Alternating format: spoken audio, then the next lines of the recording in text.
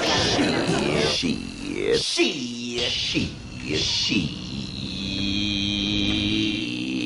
Radio.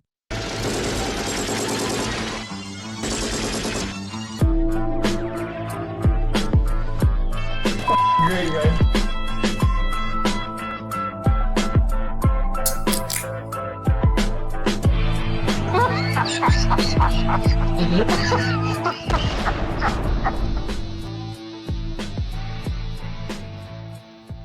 Loaded like a freight train, flying like an airplane, feeling like a spray spray. More time tonight. Look out, folks. Wasted was live in Taiwan at the Guns N' Roses show. Wasted? Come on, buddy. Tell us a report. Tell us the crazy shenanigans, what happened. We want your full review of the Guns N' Roses Taiwanese show. Well, the high-speed rail to the Taoyuan Sunlight Arena is very fast. Took like 10 minutes to go from one city to another. But there was an extreme weather warning in Taoyuan, which is basically Taipei. I think the day before, because it had been like raining for like 5 days or something, like black rain, and then the sun came out, and then the humidity rose. So it was very, very humid. But for some reason, on the day of the show, the clouds parted, and it was like clear weather. I thought there was going to be like a thunderstorm, like electrical storm, like on top of them, but it just didn't happen. There was like a gap in the rain. Let me ask you this. Let me ask you a question, Wace. There's a rumor, it's been spread by many folks, that Axl's voice is always better in a humid climate. We've heard the show from Taiwan. We've seen the clips online. We've seen it on the YouTube, on the TikTok, wherever you get your videos.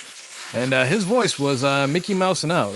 How was his voice to you live at the show? So I think for the most part, it's good.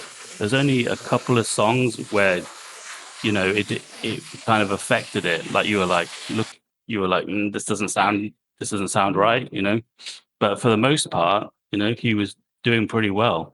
Because the way the tracks also were organized, you do like a easy one like from Appetite, and then do like something a little bit harder, and then they spaced out the Appetite songs so that easy, and then they staggered them throughout the show. So just so his voice wasn't getting like run ragged. But he did do Coma and Estranged back to back, I think. How was that? So it was clear, but there is something like the whole band seemed different because of the drummer. Like it seemed like a much harder hitting like show. Like the sound doesn't seem to have as much nuance or feel to it. It really sounded like a metal show or something. Like very pummeling. Is that good or bad? I don't know. It's clear. It's very clear. The vocals are clear, but it sounds very, very loud, when you're there. So you don't notice as much that it's not exactly the same, but it's definitely clear. And he's singing all the words, and he looks like he's crying, really, really hard. But it doesn't have the natural feel of like the 90s kind of power rasp or something like that. But there's only a couple of songs. I can't imagine it would. I mean, given the guy's age, he's in his 60s now. So I think the dream of having a 90s sounding or an 80s sounding Axl, I think that is a pipe dream and it's never going to happen again. Hey, I got it in 2016, pal. Sure. Fair enough.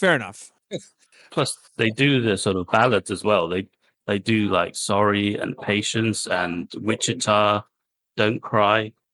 They did all these songs, which are like, take the pace down. And then the crowd, especially in Taiwan, they love all the ballads.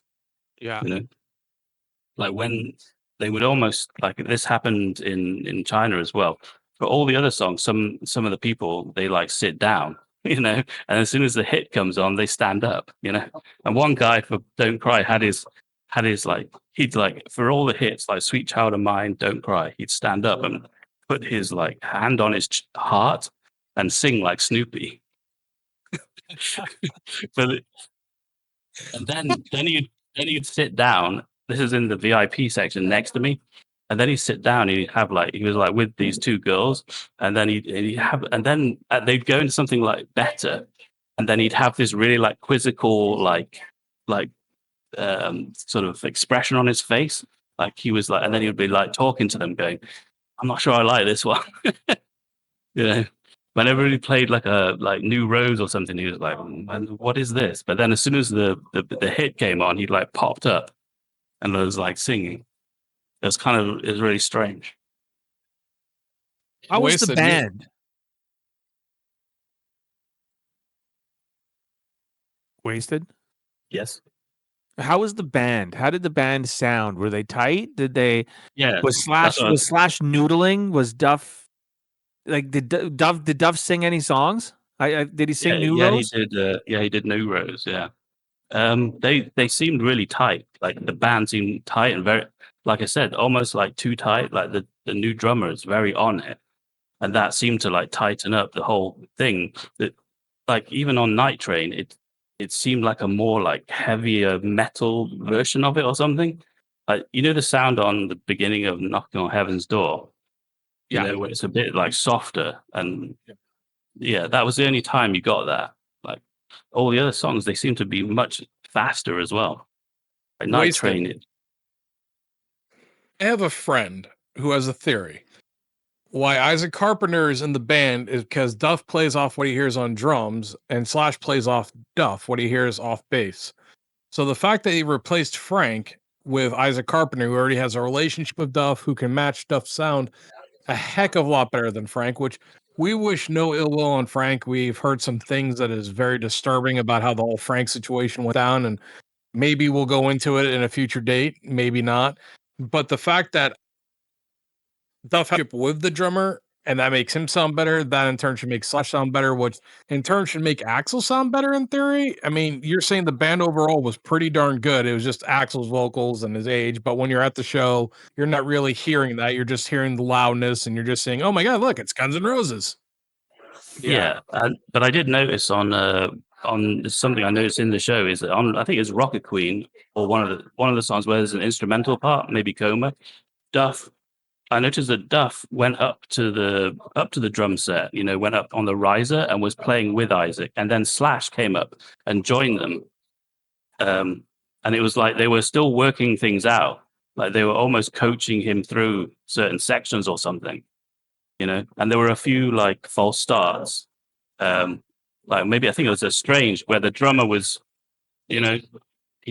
Isaac Carpenter, he didn't start Strange quite right, and Axl said, "No, I need to hear the drum intro." So they redid it. I got a question for both of you, and that's really Yeah. interesting information, and it's leading me to a question that I'm going to have for Liars and you, Wasted. Now, so far in all the post reunion releases we've got from Guns N' Roses, the drummer on the releases has been Brain. It hasn't been Frank.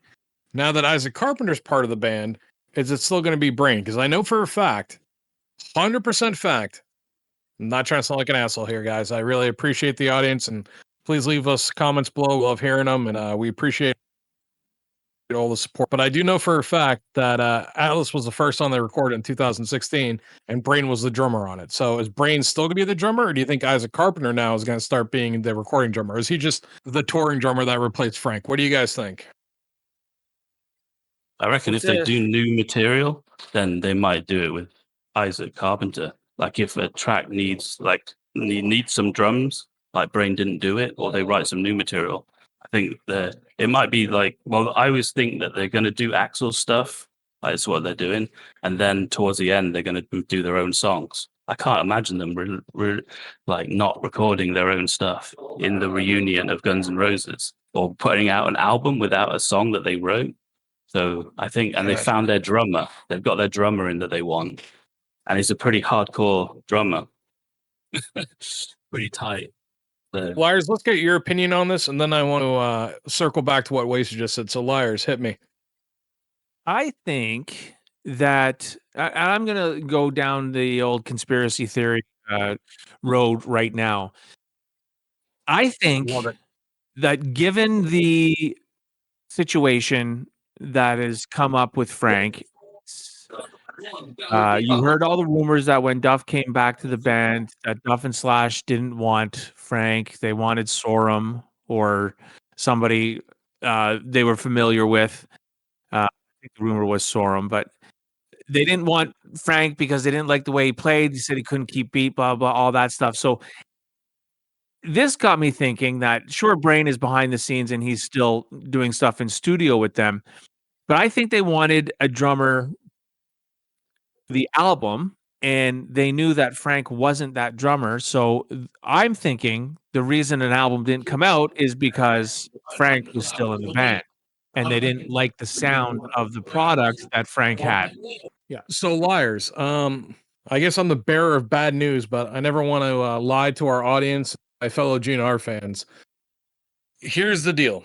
Brain has been the studio drummer since 2001. He's done all Yes. the tracks since then, and I don't think that's ever going to change.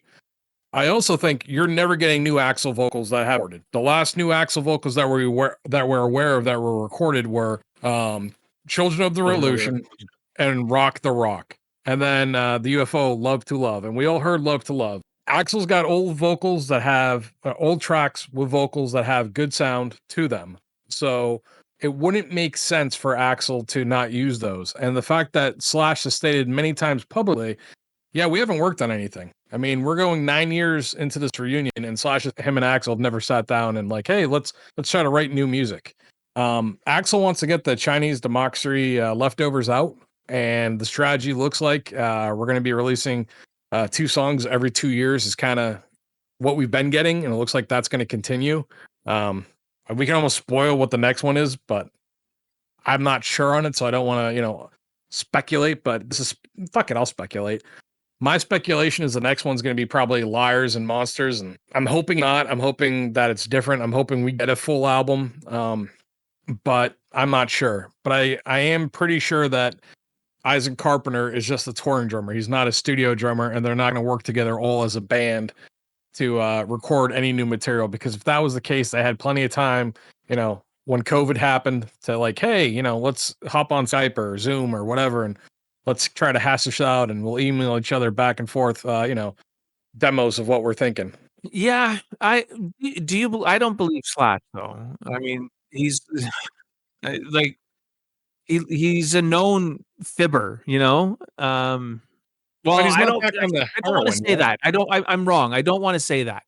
I'm going by a lot of the stuff in his book, and you can use the excuse that he was fucked up in remembering some of those stories for his book, so that's why some of them came out as stretches or, just untruths.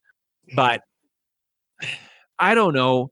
You get Duff and Slash saying that they're working on new material, and then you get Slash saying that they haven't sat down. Like, if you look at what he says, sure, we haven't sat down together and written anything. That doesn't mean that they haven't written stuff individually, or they haven't even going with Axl's vocals on Chinese Leftovers. Like, Oh, the Liars. kids could have, yes. Let me try to, add more clarity to what you're saying. What happens is Axl goes, here's the basic song. Here's my vocals. Here's the basic structure of the song. Do whatever you want with this. Do the, add the bass wherever you want, add the guitars, change it up. Just make sure it kind of fits the structure that we already kind of have, your own flavoring onto it. That's what they mean by like working on music. They're working on, here's what Axl sent, and now we get to play of it, and then we send it to Axl, and if it's good enough, like he considers, oh yeah, this is kind of what I want to hear, then that's what they do. But they're not sitting down going, let's write a new song together. That's just not happening. And it's never going to happen with Axl's age and his vocals. And I mean, dude, we're 9 years in and we got what, 7 songs by the end of this year? Maybe. Yeah. Yeah, I just think they can rework instead of reworking songs and just adding parts. If they've got the drummer, they can now re-record some demo that they've got easier. If they like the drummer, if they had a problem with Frank, now they can just. And I think they could be lying. Like Slash could have a song. I mean, Slash is always writing, isn't he? So Slash could have a song that he has, and he might not shown it to Axl, or maybe they have got stuff. They're just lying, because they're they could be ahead of the curve, and they're just selling us what they've got already finished, but they've got a plan down the road to record. I can't accept that they're not going to record like the one new track with its Axel, Duff, and Slash who've written it, and they're playing on it, and it's like it's a selling point. I don't know. They've got to before it ends. The way Finish off they the advertise album. it though, Wasted, is they advertise it as, Axl wrote the vocals and then they credit Slash and they credit Duff because, they reworked the song and they added new parts and they added their own take on it. So they get credited with it. So they get the publishing, rights and Yeah. royalties later on. I mean, you'll see sometimes the original artists still pop up on songs, like on the releases we're getting, Duff and Slash are, credited. One of these days, you, and Liars are going to sit back and we're going to talk the 1996 Lost album because I got some information on that, and we're gonna speculate and talk and have a good old time. I just want to have information collected before I do, because I They have get stuff from there. royalties. Like you guys are saying, like earlier, you said, well, they haven't really released a song they worked on, dude. Hardschool they worked on back in the day. Hardschool was back in '96.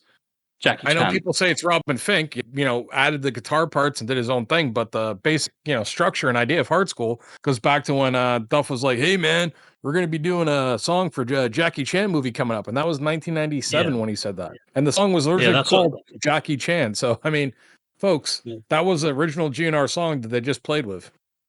But I think Perhaps Right. is the one that's a bit like iffy. Like I'm not sure what they actually. I don't think they really wrote that song. So they've got it for bringing the song to fruition or to life or something, or coming up with the best version.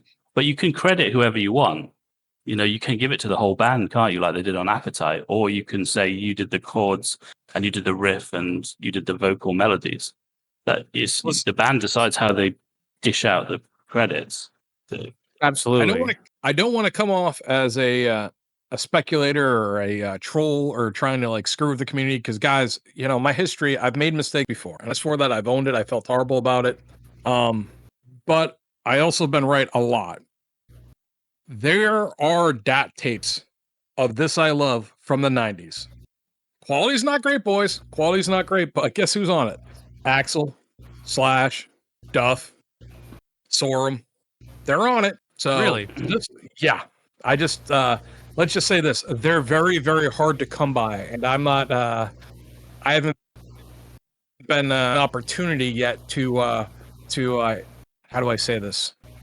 I haven't been presented an opportunity yet to have that song. But it exists. It's out there. A bunch of 50-year-old, 60-year-old men out there jerking off to it. Come on, guys. Song's been around forever. Come on. Throw a bone to the fans. Like, here's the thing. I know the DAT tape has Axel on pianos doing This I Love. I believe Dizzy's on it. I know Buff is on the original one, and I think Slash. And I want to correct myself. I think Slash is on it. I assume Slash is on it because it was one of the tracks that was like done. Because remember, what was that movie? What Dreams May Come with Robin Williams in 1998. Yes. Well, the hell are they going to release that song if it wasn't already done beforehand? Was that supposed to be on this? Yeah. This I Love was supposed to be on What Dreams May Come. We've talked about before on our old show, but I mean, folks, if you want to look up the most accurate history of Guns N' Roses for news, there's a great thing on a website called GNR Evolution. It's a great site. Good friends with a lot of people over there. They have a thing called Chinese Whispers. It will literally, show you, hey, this happened. I will go get the thing so you can add it in as an image. I'll get you that. But yeah. So This I Love was supposed to be, released in 1998 on a soundtrack for What Dreams May Come. So Right. obviously it exists. So that's why I'm assuming that Slash is on it, because I know Fink joined in 97 right after Slash quit in 96, 97, but I doubt that he's like, oh, hey, I got this. So I'm thinking this is a song that Axel just didn't want to release. He's like, oh, that's just a demo.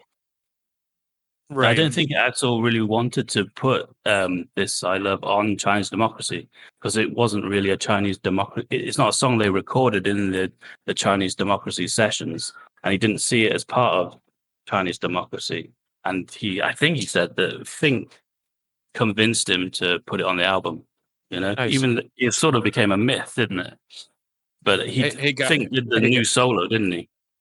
Wasted. I don't mean to interrupt you here, but I want to throw another bone out there to some folks. Because our listeners, we love you guys. Thank you so much for listening. We got 19 CDs from the Locker Leaks from the Village Sessions. Isn't it funny that This I Love, a song that we know that Axel's working on since the 90s, wasn't on there? Like, not even in an instrumental version. Kind of makes you go, So there was 19 discs and it wasn't on there. I mean, hold on, Wasted. There was 19 discs and it wasn't on there. Kind of makes you think there was another disc, doesn't it? Maybe a few more discs, but at least another one. Yeah, makes sense. Wasted. Oh, I was just gonna say that it wasn't really. It was more like the bridge song between Use Your Illusion era and CD era. It wasn't really. It wasn't written in the CD era. It was kind of like it's a bit like you could be mine when that came out. It was everybody was saying that it came out. It was written around the same time as in the Appetite era. I was going to say Appetite for Destruction originally had Don't Cry and You Could Be Mine on it. I mean, you had those two tracks take out some of the weaker ones, boys. You probably, it's the greatest rock album of all time, in my opinion, but I mean, you could just make it even better. And even, there's even a quote. There's that quote on the Appetite linear notes from You Could Be Mine, right? With your bitch slap rapping and your cocaine tongue. That's in the Appetite for Destruction booklet that came with the album. Well, let's circle back. This was a show about Wasted going to see Guns N' Roses in Taiwan. Wasted, in about 2 minutes or less, give us a quick summary of the whole show and give us a grade. I would say that they've changed the set list around a bit, so it's a very much more of a sort of greatest hits or best of type of set list, which has probably always been, but now it seems to be much more focused on the ballads. Like they're playing "Don't Cry" and "Patience" in the same set. And for me, the new songs were "Bad Obsession," and that's really good. And it's placed straight after they open. Now they open with "Welcome to the Jungle," which is obviously the greatest opening song of all time. Yes. They've stopped opening with "It's So Easy," and then they go into "Bad Obsession" or "Mr. Brownstone." "Bad Obsession" is really good because it's Axel's low. He can sing in a low register, and Slash is really good on it. There's lots of guitar work, and it's like a fun song. And they're still playing "Coma," and somehow he pulls it off. They're still playing "Estrange."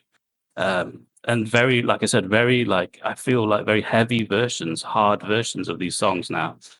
And but yeah, they play all the hits. "Knocking on Heaven's Door" seems to be moved to the early in the set, and "It's So Easy" is somewhere in the middle now, which I think they should move "It's So Easy" and "Brownstone" to the encore. Because then you've got something to look forward to. But now they finish with "Don't Cry." Well, the show I went to, they played "Don't Cry" in Paradise City to finish. And then you've got "Sweet Child of Mine's" in there, "Patience," "Wichita." There's a lot of ballads. They played "Sorry." There's a lot of low parts. They played this sort of suite of songs. Actually, the highlight of the show was "Slither." The whole crowd knew Slither and was singing along, and they played "Slither," "Hardschool," "Absurd" in a row. Beauty. Towards the sort of three quarters of the way through. So that kept the energy up towards the end. And I'd say the only two songs that made me go, it was "Better" and "Hardschool." But "Better" has a really great intro. Flash's done a new intro, hasn't he? And he's got the eye video. So that's another thing about the show is all the videos are really good. So I think you need to get down to the front of the show and get immersed in their like DMT trip, like the visuals that they've got going on. And that will make the show better. I was a bit like far back. You can still hear the show and you can still see everything. But, I think you need to get down the front to really enjoy it. I think there's only, Hardschool just didn't seem as powerful as it should do. I don't know why. And they started playing "You Could Be Mine." I don't think they played that in the first few shows. And overall, what grade would you give the concert? probably like 8 out of 10. I would say. Oh, beautiful. I wouldn't say it wasn't terrible. It was probably like 80%. You know, there's definitely some kind of general feeling that it's not as crazily amazing as it was in the 90s. It's hard to compare it. It's a different type of show. It actually feels more like a Rolling Stone show. You know, like Yeah. Axl's like the new Mick Jagger, and the songs are all a little, you know, he's kind of just dancing around a little bit. He's not sprinting across the stage and then screaming. But it's definitely worth going to see. Yeah. Well, I've said it before and I'll say it again. If they come through this part of Canada where I'm in, I will definitely go. I'll travel a bit too to go see him. So it's good to know that the show is still decent. Liars, on that note, buddy, I want you to take us out and do your usual goodbye to our wonderful audience who we appreciate so much. And for the people that don't like us but listen to us, we love you too. We love you too. Thanks for listening, everybody. We really appreciate it. Look for us on YouTube. That is our main channel. If you're not on YouTube, look for us on Rumble and also on Spotify, and from Spotify, wherever you get your podcasts. And on that note.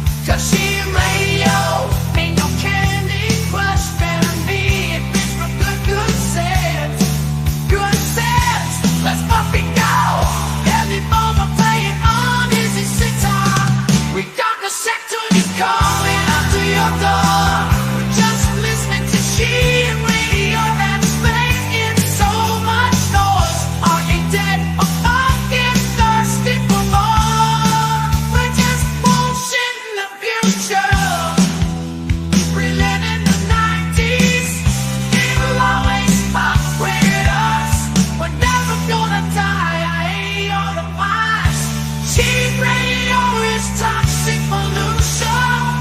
Cheap radio.